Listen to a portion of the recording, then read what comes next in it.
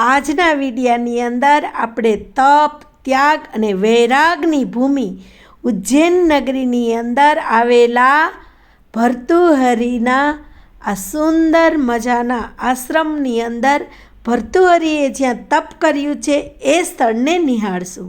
માતા ક્ષિપ્રા નદીને કિનારે વસેલી છે ઉજ્જૈન નગરી અને ઉજ્જૈન નગરીની મધ્યમાં બિરાજે છે મહાકાળ ભોળાનાથ અને મહાકાળી અને ભૈરવ દાદા સાથે ગજાનંદ ગણપતિ મહારાજ. એ આ ભૂમિની ખૂબ દિવ્યતામાં વધારો કરે છે. હવે આપણે વાત કરવી છે ઉજ્જૈન નગરીના ચક્રવર્તી સમ્રાટ રાજા ભરથરીની, જે અત્યારે પણ અમર છે અને નવનાથમાં એક નાથ છે. તો હવે આપણે રાજા ભરથરીની જે વાત છે એ કરવા જઈ રહી છું. તો ભક્તજનો વિડીયોને લાઈક કરજો અને ચેનલને સબસ્ક્રાઈબ કરજો. આજથી 2500 વર્ષ પહેલાંની વાત છે. ઉજ્જૈન નગરીના રાજા ત્યારે હતા ગંધર્વસેન. ગંધર્વસેન રાજાને 2 પત્ની હતી. 2 પત્નીમાં બંને પત્નીને એક એક દીકરા હતા અને બંને દીકરાના નામ, એકનું નામ ભર્તુહરિ અને બીજાનું નામ વિક્રમાદિત્ય હતું. ભર્તુહરિ છે એ વિક્રમાદિત્યથી મોટા હતા, એટલે રાજા ગંધર્વસેને ઉજ્જૈન નગરીના રાજા ભર્તુહરિને બનાવ્યા અને વિક્રમાદિત્ય એના નાના ભાઈ મોટા ભાઈની આજ્ઞામાં રહી અને રાજ્યનો વિસ્તાર કરતા હતા. સમય પસાર થાય છે અને રાજાને 2 પત્ની હોવા છતાં ભર્તુહરિ ત્રીજા પત્ની પિંગળા સાથે લગ્ન કરે છે અને પિંગળાના રૂપમાં એટલા બધા મોહિત થઈ જાય છે કે રાજ્યનો કારભાર પણ એ સંભાળવાનું ભૂલી જાય છે. એ જ સમયે એમના ગુરુ ગોરખનાથજી ત્યાં પધારે છે. રાજા ભર્તુહરિ તેના ગુરુનું સ્વાગત કરે છે, સન્માન કરે છે અને ખૂબ સેવા કરે છે. તેની સેવાથી પ્રસન્ન થાય અને ગુરુ ગોરખનાથજી એને એક ફળ આપે છે અને કહે છે કે રાજન, આ ફળ છે એ ચમત્કારી ફળ છે. આ ફળનું જે સેવન કરશે એ અમર રહેશે અને એની યુવાની કાયમ રહેશે. તો આ ફળનું તમે સેવન કરજો. જ્યારે રાજા આ ફળ હાથમાં લ્યા છે ત્યારે એને વિચાર આવે છે કે મને અતિ પ્રિય તો મારી રાણી પિંગળા છે, તો આ ફળ હું એને ખવડાવું જેથી કરીને એ કાયમને માટે યૌવન રહે. એટલે રાજા એ ફળ પિંગળા રાણીને આપે છે.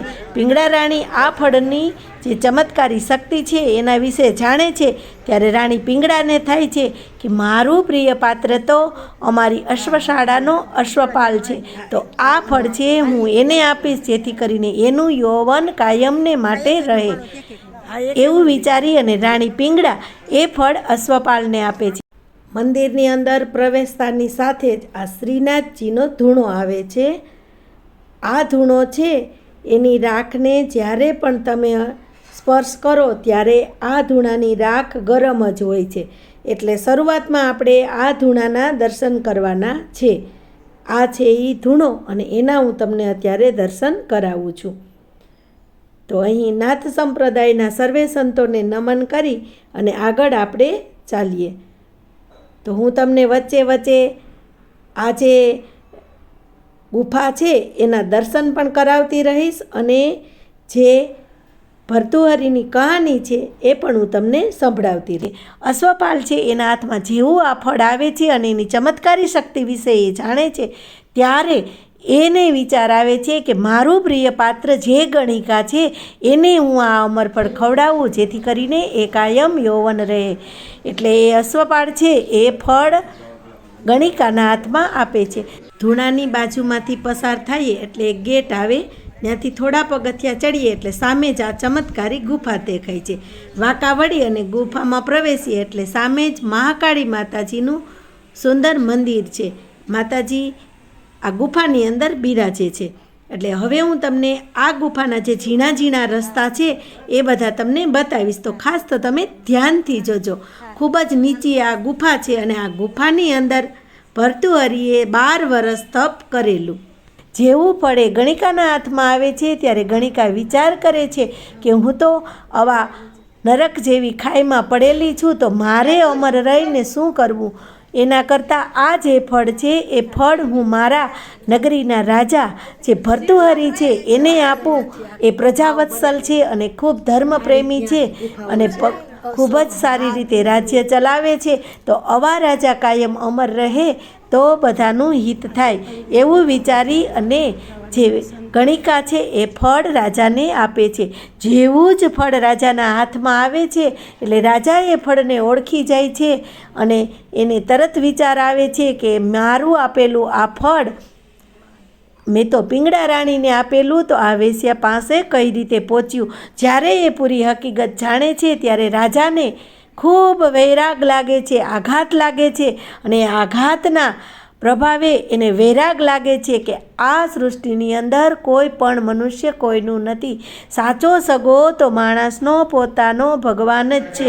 એટલે રાજા તરત જ એના ગુરુ ગોરખનાથજી પાસે આવે છે અને એને કહે છે કે હે ગુરુદેવ, મને આ સંસારની માયાજાળામાંથી મુક્ત કરો અને મને જ્ઞાન આપો.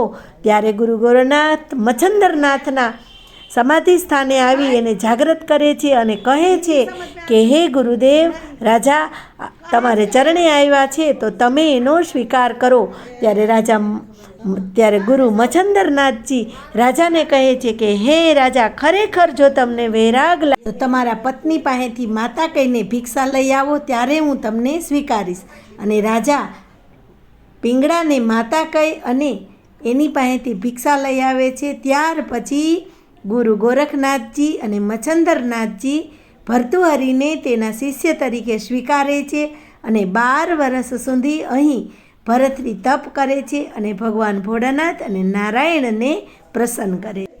હવે આ જે બીજી ગુફા છે એ ગોપીચંદજીની છે અને એ ભર્તૃહરિના ભાણેજ હતા. એટલે હવે એના દર્શન કરીએ.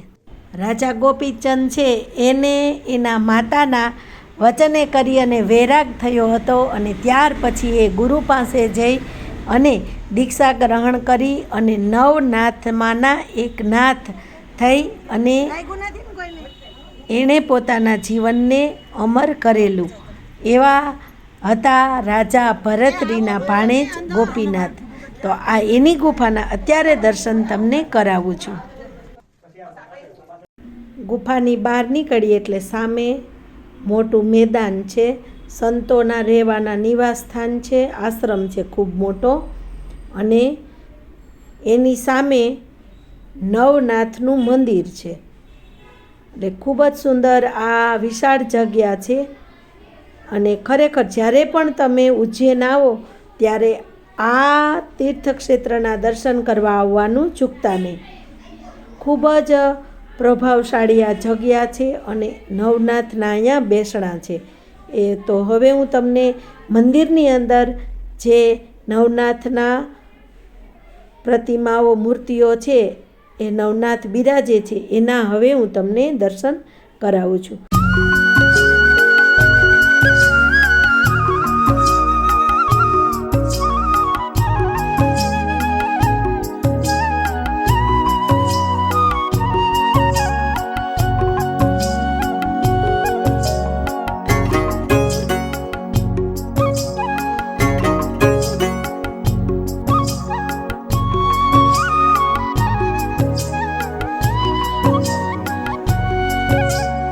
પંચધાતુના 3 કળશવાળો એક સુંદર સ્તંભ છે અને એમાં ખૂબ સુંદર રીતે કલાકૃતિ કરવામાં આવેલી છે.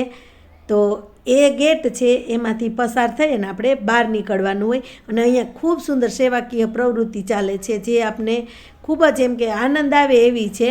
આપણે મંદિરની અંદર 20, 25 કે 50-100 રૂપિયા અર્પણ કરવાના હોય એનું આપણે આ રીતે ઘાસ લેવાનું અને એ કપાસિયા છે એ લેવાના.